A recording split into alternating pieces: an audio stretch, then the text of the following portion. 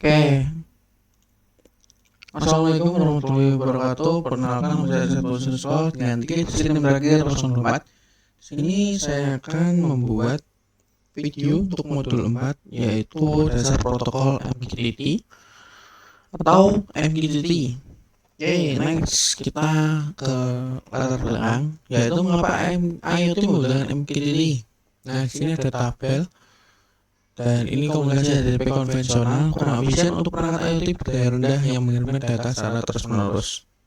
Oke, di sini ada aspek HTTP dan MQTT, aspek model, koneksi, overhead, real time, banyak penerima. Untuk model, pada HTTP itu client, server, client. Sedangkan MQTT, publisher, broker, subscriber. Nah, untuk koneksinya, untuk HTTP itu per request. Dan MQTT itu persisten. Untuk overheadnya, HTTP itu tinggi, sedangkan MQTT rendah. Real time-nya, HTTP itu modelnya polling, sedangkan MQTT modelnya push notification. Kemudian HTTP itu kirim satu-satu ke tiap client, sedangkan MQTT itu broadcast otomatis via topik. Oke, apa itu MQTT? Message Queuing Telemetry Transport. Merupakan protokol yang berbasis publish subscribe yang dirancang khusus untuk perangkat IoT dengan bandwidth terbatas dan latensi tinggi. Header pesan sangat kecil, cocok untuk koneksi tidak stabil, mendukung ribuan perangkat secara bersamaan, standar terbuka, OSIS MQTT v3.11 atau v5. Nah, di sini aplikasinya itu dashboard atau mobile app, platformnya itu MQTT broker atau cloud, networknya itu Wi-Fi, Bluetooth, LoRa, resepsinya itu sensor, ESP32 dan aktuator. Oke, komponen-komponen yang ada dalam MQTT. Yang pertama ada publisher, perangkat yang mengirim pesan ke sebuah topik, misalnya ESP32 yang membaca sensor. Broker sebagai server penengah yang mengelola routing pesan antar publisher dan subscriber, contoh Mosquito. Kemudian subscriber, perangkat yang menerima pesan dari topik yang diminati, misalnya dashboard monitoring. Kemudian topik, yaitu alamat atau kanal pesan berbentuk hierarki, contoh robot atau sensor atau suhu. Dan cara kerja MQTT. ESP32 publisher, yaitu membaca sensor dan mengirim publish, kemudian dikonek ke MQTT browser untuk menerima dan meneruskan pesan ke subscriber, kemudian dipublish, diteruskan ke dashboard subscriber, yaitu menerima pesan sesuai topik yang disubscribe. Oke, tingkatan quality of service pada MQTT. Yang pertama, at most once, fire and forget, pesan dikirim tanpa konfirmasi penerimaan. Dan ini untuk penggunaannya itu di sensor data non kritis. Kemudian at least once, pesan dipastikan diterima, namun mungkin terjadi duplikasi. Ini pada kontrol aktuator, contohnya. Kemudian exactly once, yaitu full handshake 4 langkah, pesan dijamin diterima tepat satu kali tanpa duplikasi, contohnya transaksi kritis.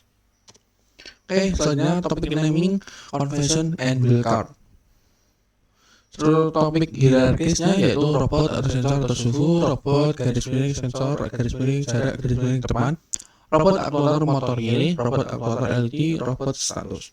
Dan build card untuk subscriber, single levelnya itu robot, sensor, plus semua sensor langsung di bawah robot atau sensor. Kemudian multi level, robot, garis miring pagar, lurus data di bawah hierarki robot.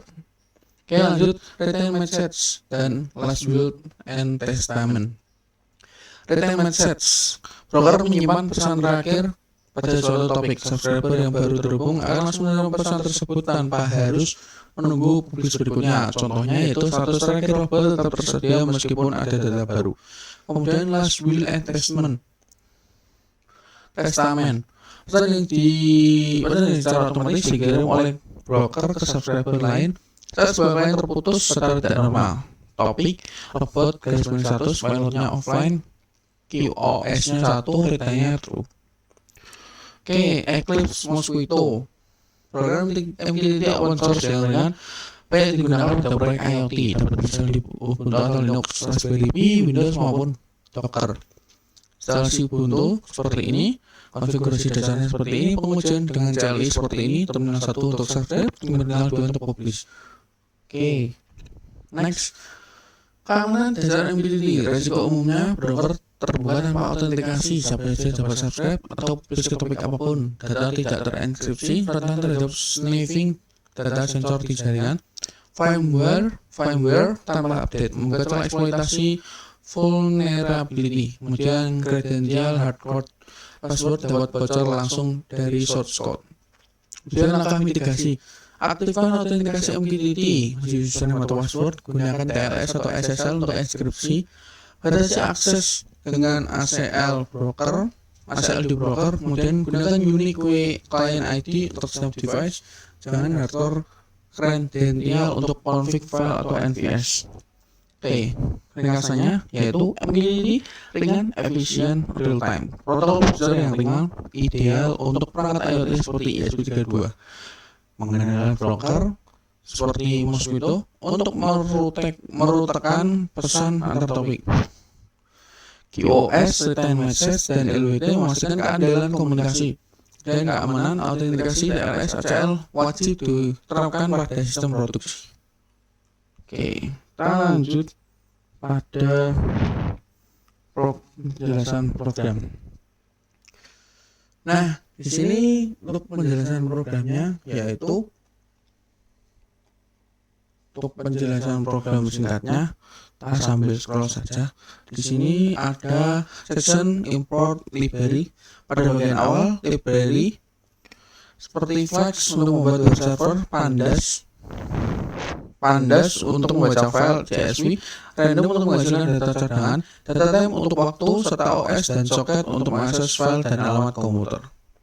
Kemudian selanjutnya load data. Di sini ada inisialisasi dan load data yang program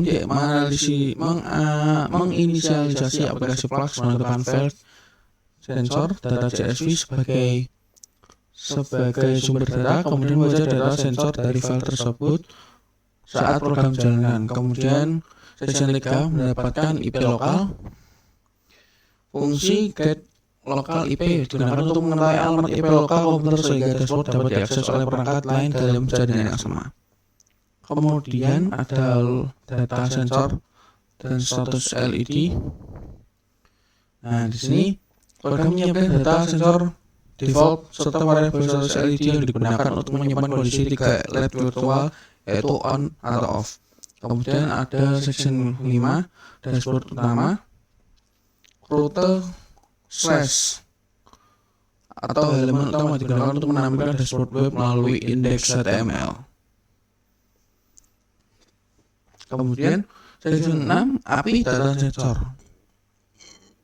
API data sensor berfungsi mengirimkan data suhu, kelembapan, dan cahaya dalam format JSON. Data diambil secara berulang dari file CSV dan akan berulang kembali dari awal ketika seluruh data selesai dibaca. Kemudian API control LED. API control LED yaitu menyediakan API untuk menampilkan status seluruh LED untuk digunakan untuk mengontrol kondisi LED melalui perintah on off, kemudian mengembalikan status LED dalam format JSON. Kemudian section API status dan informasi sistem menyediakan API untuk menampilkan status seluruh LED untuk seluruh LED serta informasi sumber data dan statistik sistem yang sedang berjalan. Kemudian ada section 6 yaitu dia Flash dijalankan pada port 5000 dengan host 0.0.0.0 sehingga dashboard dan API dapat diakses dari perangkat lain dalam jaringan yang sama. Untuk simulasi dari program ini yaitu informasi berbasis Flash yang digunakan untuk monitoring data sensor dan simulasi kontrol LED melalui dashboard web. Dan ini adalah index.html-nya. Bisa dilihat untuk indeksnya.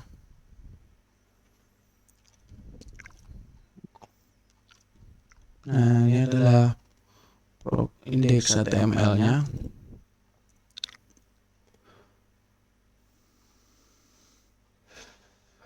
Nah, di sini dikarenakan saya tidak memiliki ESP, maka saya menggunakan data random dari Excel. Ini adalah data randomnya. Nah, kemudian Dan kita lanjut ke Chrome. Nah, ini adalah web MQTT, yaitu control LED, real time dan control system, smart IoT dashboard. Nah, di sini indikator-indikator atau variabel yang ada, yaitu yang saya masukkan, yaitu suhu udara, kelembapan, intensitas cahaya, data source, total record, update rate, server IP, smart LED control. Ini bisa di on off kan. Oke, kemudian koneksi statusnya, last update-nya, dan API endpoint-nya. Oke, demikian untuk MQTT. Kurang lebihnya mohon maaf. Wassalamualaikum warahmatullahi wabarakatuh.